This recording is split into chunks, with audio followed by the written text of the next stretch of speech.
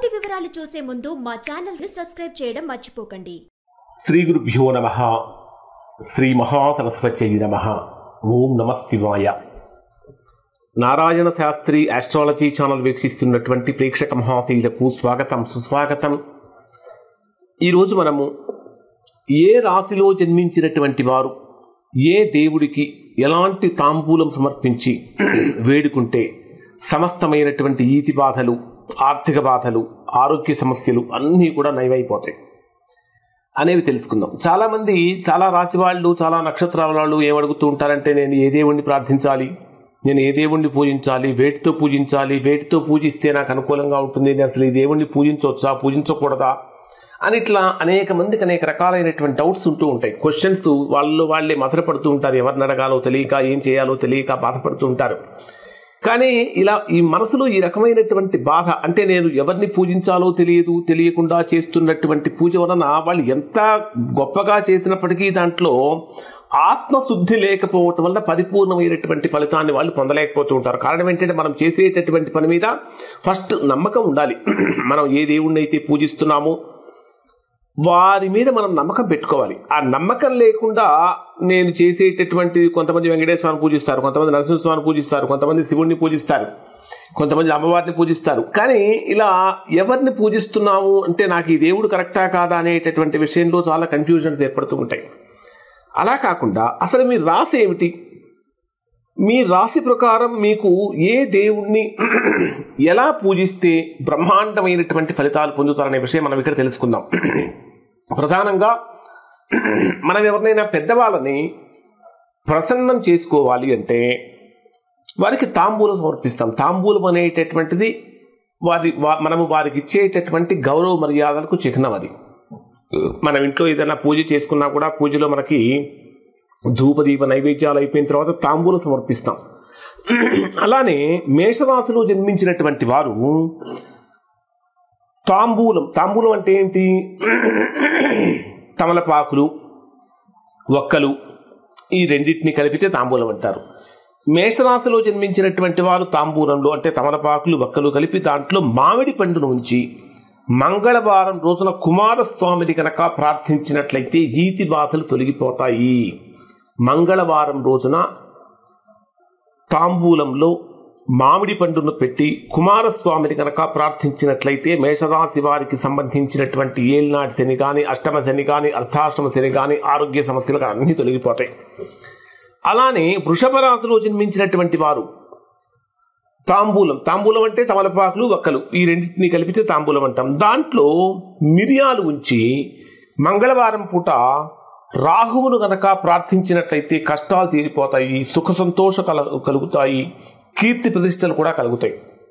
అలానే మిథున రాశిలో జన్మించినటువంటి వారు తాంబూలంలో, అంటే తమలపాకులు, వక్కలు, వీటిలో అరటిపండును పెట్టి బుధవారం రోజున మీ ఇష్టదేవత ఎవరైతే ఉంటారో లేదా మీ ఇంటికి కులదేవత ఎవరైతే ఉంటారో వారిని గనక పూజించినట్లయితే అనుకున్నటువంటి కార్యాలు సమస్తము కూడా నెరవేరుతాయి. అలానే కర్కాటక రాశి వారు తమలపాకులు, అంటే తమలపాకులు, వక్కలు కలిపి దాంట్లో దానిమ్మ పండును ఉంచి శుక్రవారం రోజున కాళీమాతను కనుక ప్రార్థించినట్లయితే సమస్తమైనటువంటి ఆర్థిక కష్టాలు, ఆరోగ్య సమస్యలు అన్నీ కూడా తొలగిపోతాయి.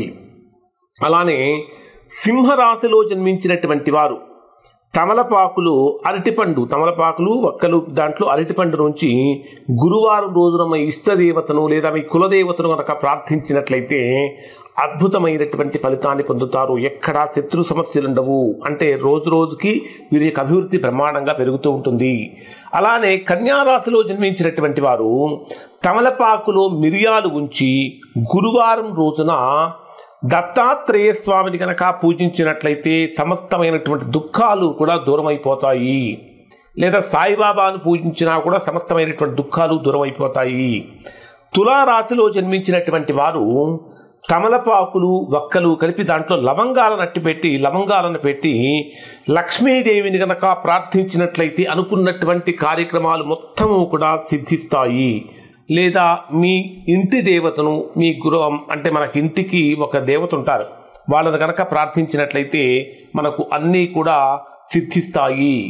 అలానే వృశ్చిక రాశిలో జన్మించినటువంటి వారు తమలపాకులు, వక్కలు, దాంతోపాటు ఖర్జూరం పండు నుంచి, అంటే తాంబూలంలో ఖర్జూర పండును పెట్టి మంగళవారం పూటన చక్కగా సుబ్రహ్మణ్య స్వామిని కనుక ప్రార్థించినట్లయితే సమస్తమైనటువంటి ఈతి బాధలు తొలగిపోతాయి.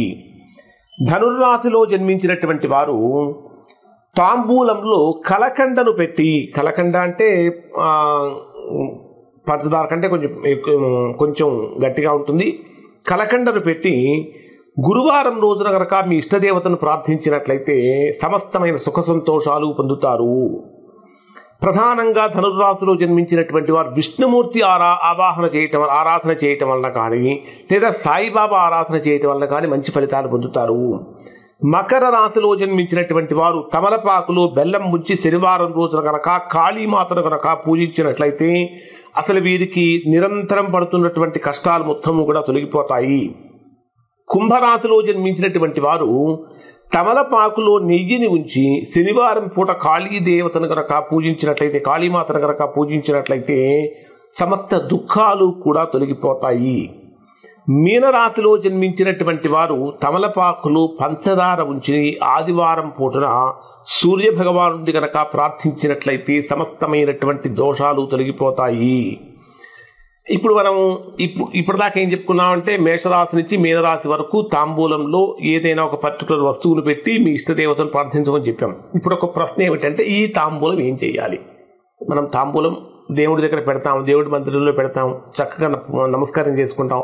మరి ఈ తాంబూలం ఏం చేయాలి? మనం తినాలా, ఎవరికైనా ఇవ్వాలా అంటే ఈ తాంబూలాన్ని మీరు ఏ రోజైతే పొద్దుటి పూట ఆ తాంబూలాన్ని మీ దేవతకు సమర్పించారో, లేదా సాయంత్రం పూట కనుక సమర్పించారో, మీరు ఆ నెక్స్ట్ డే అంటే మీరు ఏ రోజైతే సమర్పించారో ఆ తర్వాత రోజున కానీ, లేదా మీరు కనుక ఉదయం పూట కనుక సమర్పించినట్లయితే దాన్ని ఆ సాయంత్రం కానీ పిలిచి మీ ఇంటికి పిలిచి ఒక ముత్తైదుకు బొట్టు పెట్టి ఈ తాంబూలం కనుక ఆమె చేతిలో పెట్టి ఒక 11 రూపాయల దక్షిణ కనుక సమర్పించినట్లయితే తద్వారా సమస్తమైనటువంటి దుఃఖాలు తొలగిపోతాయి.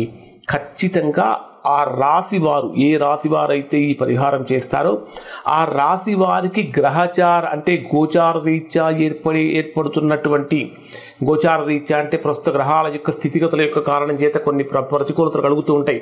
ఉదాహరణకు మేషరాశి వారిని కనుక తీసుకుంటే ఏలినాటి శనిలో ఉన్నారు, మీనరాశి వారిని కనుక తీసుకుంటే ఏలినాటి శని జరుగుతూ ఉంది, కుంభరాశి వాళ్ళని కనుక తీసుకుంటే ఏలినాటి శని జరుగుతూ ఉన్నది. అలానే సింహరాశి వాళ్ళని కనుక తీసుకుంటే అష్టమ శని జరుగుతూ ఉన్నది, ధనుర్రాశి వాళ్ళని కనుక తీసుకుంటే అర్ధాష్టమ శని కూడా జరుగుతూ ఉన్నది.